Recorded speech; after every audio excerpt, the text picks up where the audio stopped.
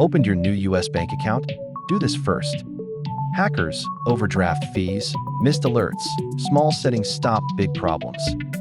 First, lock your account with strong passwords and multi-factor authentication. Turn on two-factor in the app now. Use SMS or an authenticator app.